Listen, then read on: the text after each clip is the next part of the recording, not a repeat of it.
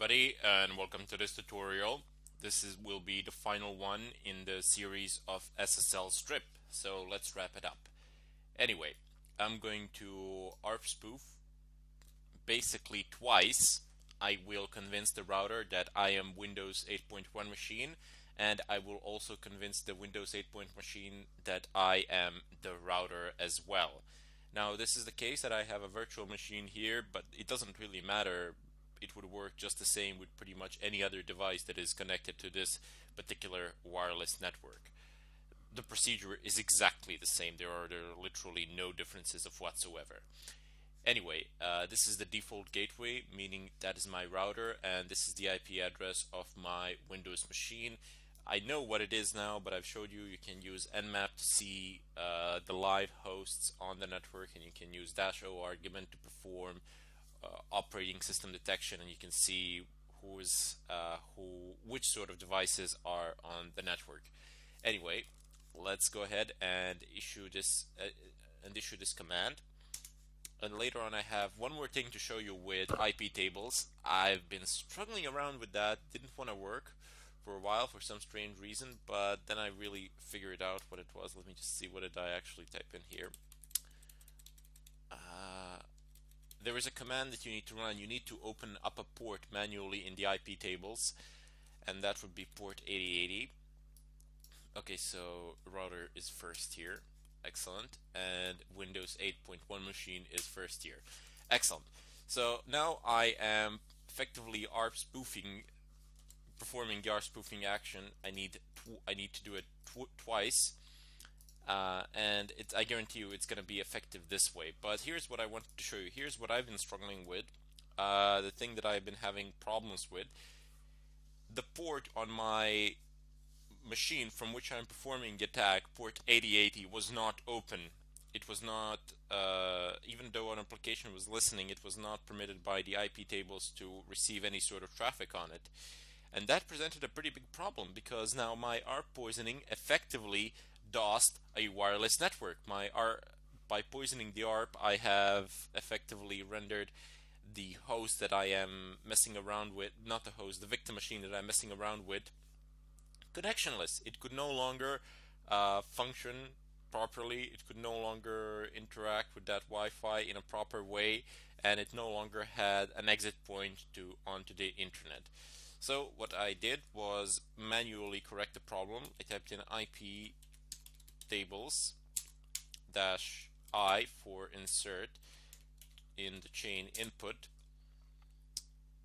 Yep, there we go. And I'm going to insert to the first position, because it's very important with these rules, the positions themselves. The Linux will start interpreting the rules from the first to the last. If they contradict each other or something like that, the first one in the order will take precedence always. So yeah, input 1, and I need a protocol. It's going to be TCP -D port. This is a shortcut, and the D port will be 8080, the one that we've specified. You can also specify different ports here depending on what you've specified on the redirect rule. So you can use pretty much any port there as well that is not being used for anything else.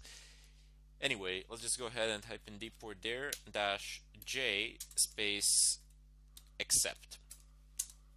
And this is the command which you need to run for IPtables as well in order to open up this port here so that the SSL strip could be listening. I'm not going to do it now because I already have it. Let me just show it to you. IPtables -L input. Oh, what do you know? It's not actually there. No problems. I'll just I'll do it again. IPtables. I must have resetted it. I must have performed a reset quite recently, but doesn't really matter. I can just do it really fast. Input -1 for protocol TCP -D port 8080, and what do I need next? I need -J accept. Excellent. There we go. Now I can do the listing, and there we go. Yep, Here we go. Target accept TCP, any this source anywhere, destination anywhere. Destination port says here web cache, but it's 8080.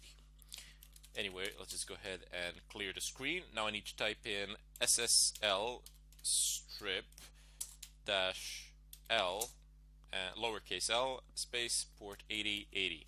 Now keep in mind that any changes that you make in this fashion to the IP tables, to the firewall, are not permanent. The first reset of the firewall, or the first reset of the machine as well, will pretty much restore the default settings. They are not permanent changes. So I must have resetted it or something like that, resetted the service itself, the firewall service, and I've lost the rule. But it doesn't really matter. Let me just go ahead and start the SSL strip and listen on port 8080. Press enter, and there we go. It is now effectively listening. Now, I'm not going to monitor this because this is going to show a ton of some sort of information anyway that I'm not going to be that interested in. What I want is to type in tail-f SSL strip.log. Press enter. Tail-f will provide a live feed of any changes done to this file, and SSL strip, pretty much whatever passwords or usernames it manages to grab, it puts into this log file, and I want to monitor it. I want to see when things pop there. Let's go over to my virtual machine, Windows 8.1. I have it right here. I will move it like this. Let me just rearrange this a little bit. Forget about it. Let's just leave it as it is, because I do need some space here so you guys can all see what is going on. Anyway, let's just go ahead and open up Firefox, and I'm gonna open Internet Explorer as well. I will show you the difference between the two. Some of the things will work on Internet Explorer, while some of the things will not, while those same things will not work on Firefox, primarily because they have different safeguards in place. And I'm not usually overly critical of Microsoft because they've done a wonderful job with the security in Windows 8, but they've done a terrible job with design there. However, Internet Explorer still remains one of the most vulnerable browsers out there. I do not understand why. So there we go. The tail, is this the tailing part? Yes, this is actually the tailing part. You can see what sort of information is being passed here. This is kind of difficult to read, and it doesn't really make that much sense. I mean, I couldn't read this. Maybe I could, but only portions of it, and it would take me a very long time to figure out what all of it actually means and represents. But you are only looking for certain types of fields that have very specific names. So let's go over to Google. I'm wondering, will it actually open Google? And let's see, surely enough, it actually opens it up. So Google search engine actually works with this. Let's try Gmail. Will it be able to open up Gmail? And yes, it will, but it will be encrypted. Let's see, will I manage to take the credentials? I'm gonna say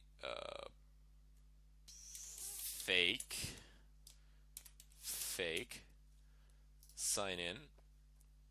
Okay, it says incorrect, but since I am still going over the encrypted protocols, this is not gonna work. Okay, no problems. Let's give it a shot here. Gmail.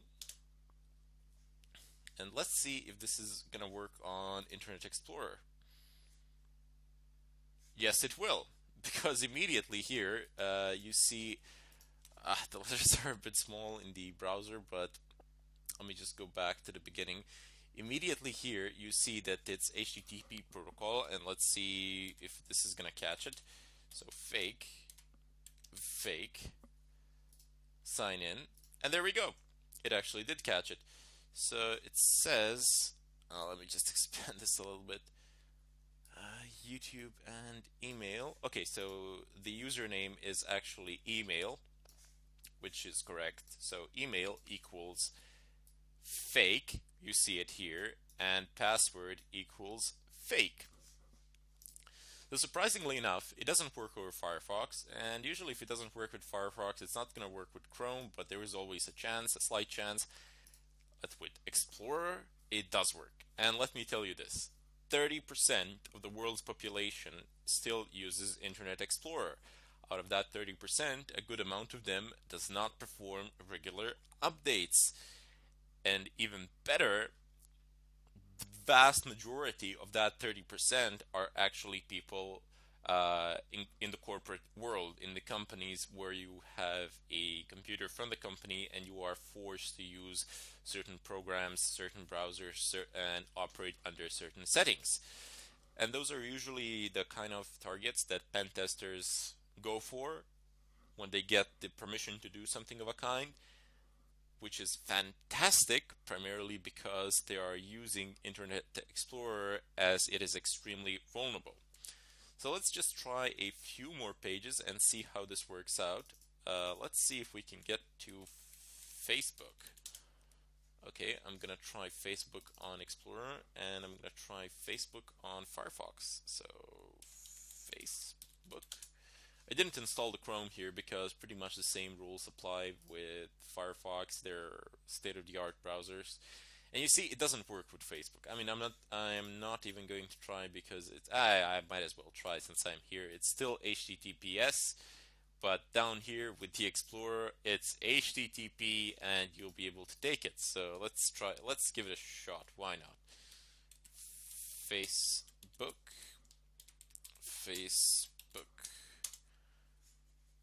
And surely enough, I should have it here somewhere. Let me just see. It's fairly difficult to see. Okay, so I just had it. I had it. There we go. So email equals Facebook and pass equals Facebook. Excellent. So over Internet Explorer, I have managed to steal the credentials. Let's go ahead and see whether I'm going to be able to do it with Firefox. No, but let's try anyway. So Facebook. Nope. Nope. This is definitely not gonna work. Let's just try it one more time. I am inclined. What am I gonna type in here? Stone. 1, 2, 3. Log in. Nothing has changed here, so it didn't actually manage to capture it. There was no stripping of this S, and the traffic unfortunately is still encrypted here. So we can't actually use Facebook for that, but let's try some different sites. Let's try PayPal. So that's one of the most common sites to get attacked, to receive attacks. So PayPal. Okay, so here, and I'm gonna try with the Explorer as well. PayPal.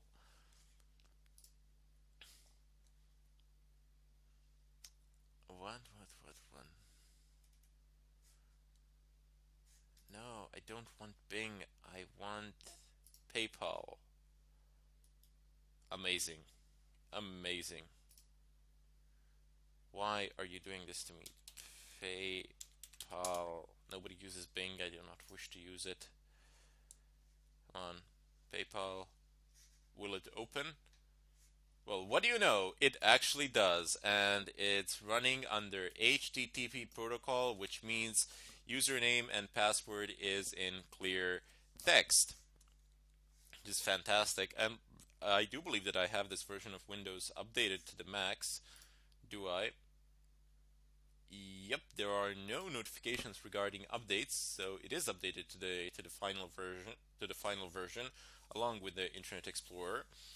And let's see if it actually works on Firefox. Purely doubt it, but I'm gonna give it a shot anyway because I like trying things out.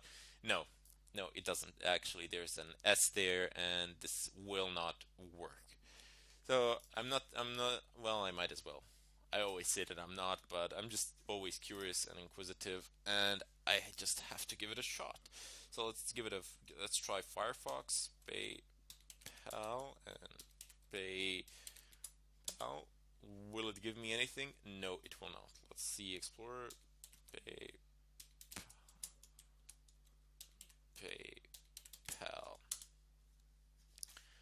log in. Yep, there we go. It's definitely somewhere in here. If I can, yep, there we go. So email, PayPal, password, PayPal. Okay, so let's go over to some less protected sites. Let's just give it a shot. I'm gonna go over to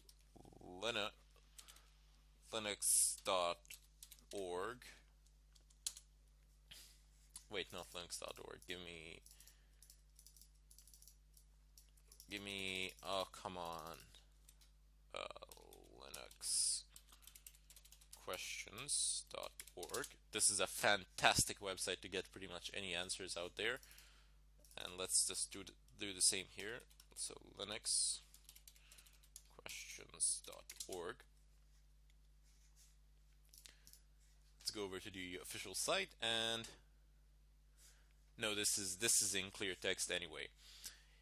But anyway, yeah, they don't really need to add any extra security there, because I don't know, nobody's gonna steal these passwords. There's no money here. This is purely for educational purposes, and people trade knowledge here. But anyway, it is a good site to actually visit. If you have any problems, you can ask people there pretty much anything related to Linux, and more often than not, you will find people willing to help you out. Anyway, I hope I've given you a few clear demonstrations of what you can do here. And just in case that you're thinking that you cannot do anything with Firefox or Chrome, well, you're badly mistaken, primarily because yes, you can. Chrome and Firefox are both susceptible to SSL strip, but not on all sites. It won't work, for example, on PayPal, it won't work on Google, it won't work on Facebook, but as you have seen on Explorer, it will work on pretty much anything. So if you're lucky enough that your victim is using Internet Explorer and you have a 30% chance that they are, which is, they're not bad odds at all, you will be able to pretty much steal all the credentials. Especially important with the rise of the Windows Phone, who also uses Internet Explorer. However, Firefox and Chrome will be vulnerable if people try to log in into some less secure sites somewhere else that are also functioning under HTTPS protocol, where DS gets stripped, the SSL encryption. However, there are no extra safeguards, and you can actually steal the login credentials there. And as I said before, people usually tend to recycle them and reuse them, so you have a very good chance that they are the same. In any case, I bid you all farewell. I hope that you have enjoyed this tutorial, and with this I will conclude this chapter. And of course, I really do hope to see you in the next tutorial, but until then, I urge you to experiment on your own, of course, within the limits of the law. Anyway, I hope to see you next time.